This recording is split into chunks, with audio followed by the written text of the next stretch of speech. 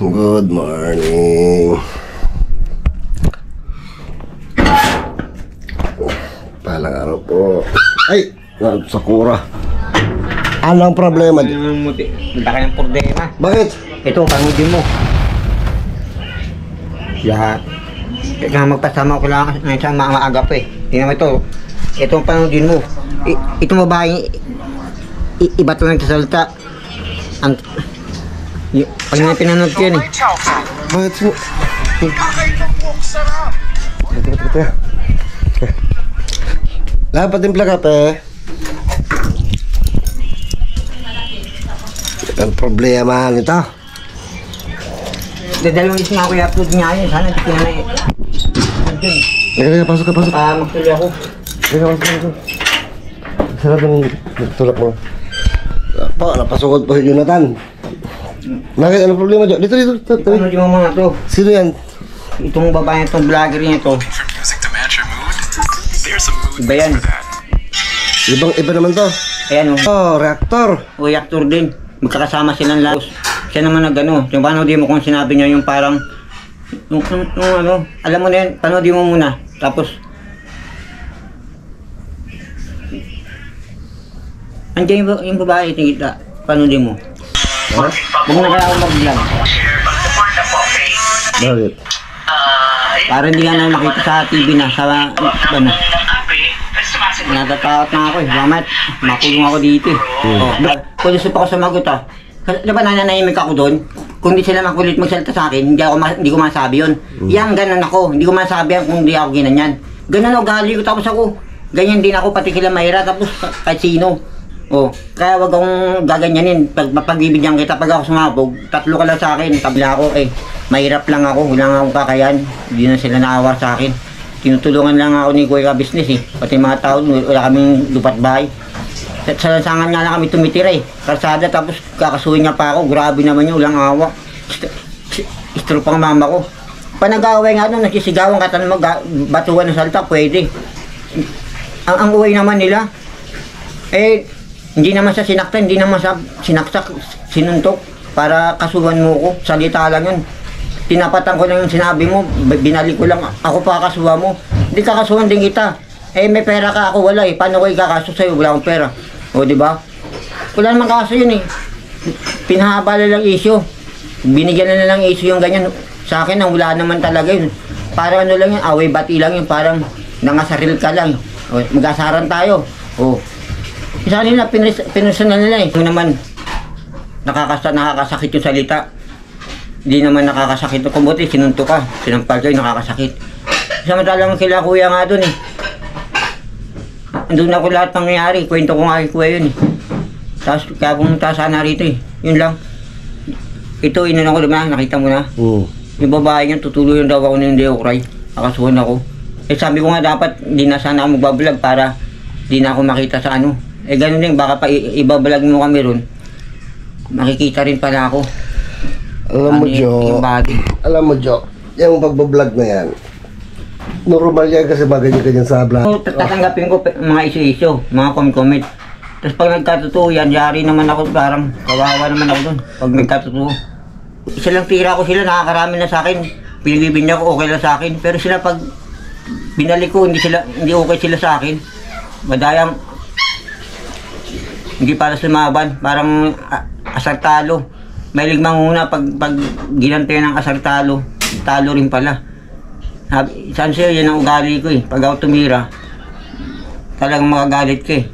Kahit kasalanan mo eh. Nananahimik lang ang tao eh. Sabi ka, ngayon, namumurdema ako. Baka magkatutuyan. Kaya nga sabi ko, may sinabi pa kasing babae. Yung parang, alimutan ko na tuloy. Ayun, baka may sabi ng babae niyon sa akin, ay yung Janet Salta. Baka sinasabihan, may nagtuturo sa akin, nasabihin ko yun, na ganun. Tapos sabi naman niya doon kay Inday Okray. Eh si Inday Okray parang nagtataka, hindi magagawa ni Jonathan yun kung walang magsasabi. Sabing ganun, ng babae yun. Parang may nagsusulsol para sabihin yun. Sabi nga ni Inday Okray dati una, kawawa si Jonathan dito. Napanood ko yung una. Ngayon, totoo nga, kawawa nga ako, kakasuhan niya ako. alam pa lang na hindi ako ganun eh. Eh pero, yun, nagkagulo na. Kaya nga sabi ko sana, para ayoko na mag-vlog, para hindi na ako makita sa babalag ako eh. Yun ang problema dyan eh. Alam naman nilang hindi ka ganon. Na ano ka, na tawag dyan, na Nadala na ako eh.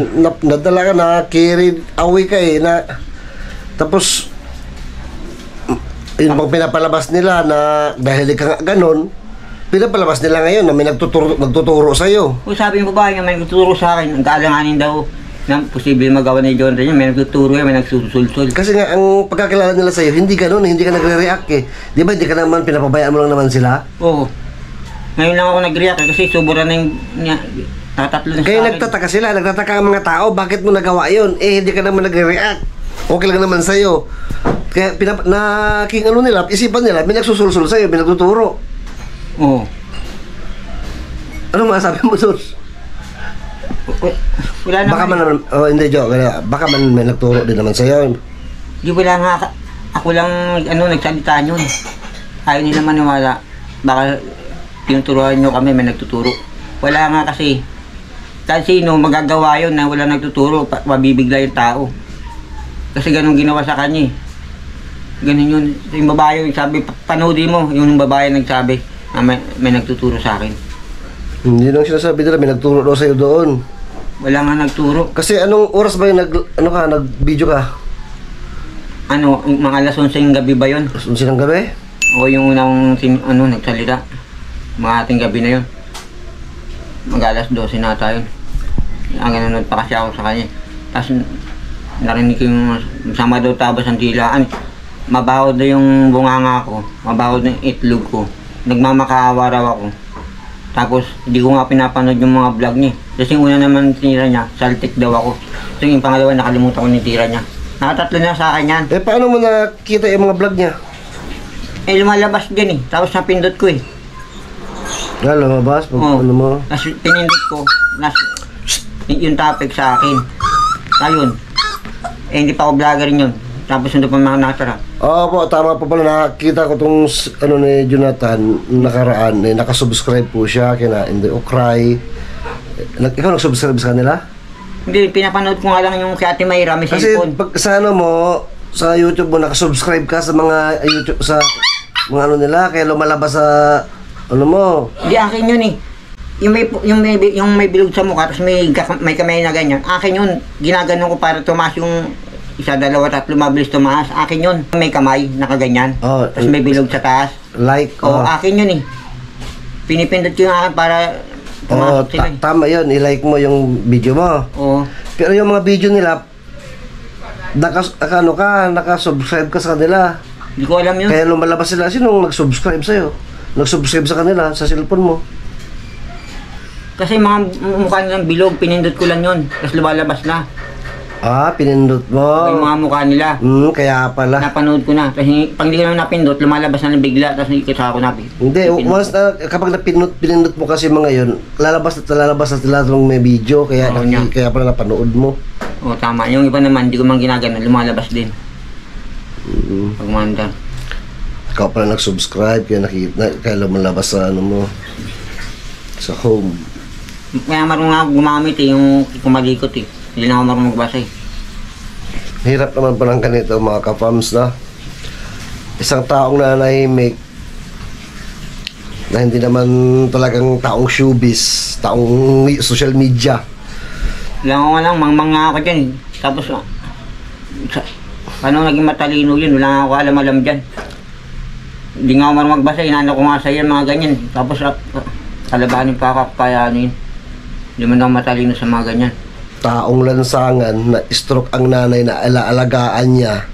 Pasada na kami tumira nga eh. Kung walang bayad ng upa, hindi kami makakatira dun eh. Ginagawan po natin ng mga video reaction. Saktan yung tao na alam naman natin kung anong kalagayan, nakapag-react, nakapagsalita ng di maganda. Tapos, yan ngayon, pinagtutulungan ngayon sa social media. Kaya ba yung wala dati hindi ako vlogger? Ay tapos, napapanig yung cellphone ni Ate Mera. Yung tira sa akin, hindi ko makaganti kaso, tsaka sama kami nakatira. Ngayon nagka-channel na ako, yan, dati may problema ako. Mas maganda pa yung ganun. Ngayon, mas maggrabe, may nagka-problema pa ako. Sana hindi na ako naging vlogger. Para hindi ko naranasan yan. Nakakatakot pala.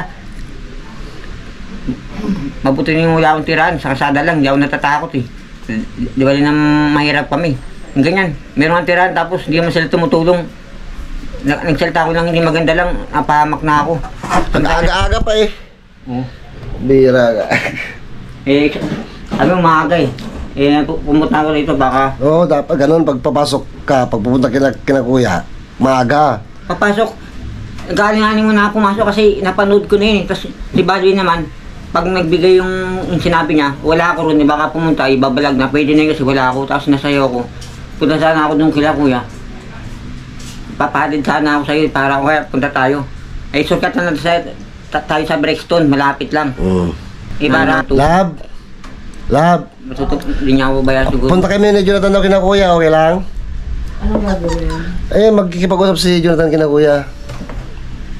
Anong gagawin? Magkikipag-usap ka si Jonathan kay kuya Uy, good morning po mga kapams. Grabe kayo. tungkol sa sitwasyon niya. Aga-aga. Anong oras na ba? Mas 8. Tagis. Tsaka meron pa nga sa kuya eh. Yung sinabi ng babae dyan, sabi, may sinabi daw si Ideo Pare kay kuya. Labas daw si kuya ka-business sa problema dyan. Kahit, yung sabi ng babae, labas daw si kuya sa dyan. Sinasugusog sinabi ni Ideo Pare kay kuya ata na labas daw si kuya dyan. Siguro, hindi niya alam. Yung sinabi. Ano, okay lang, punta kami ni Jonathan. Paano labas eh?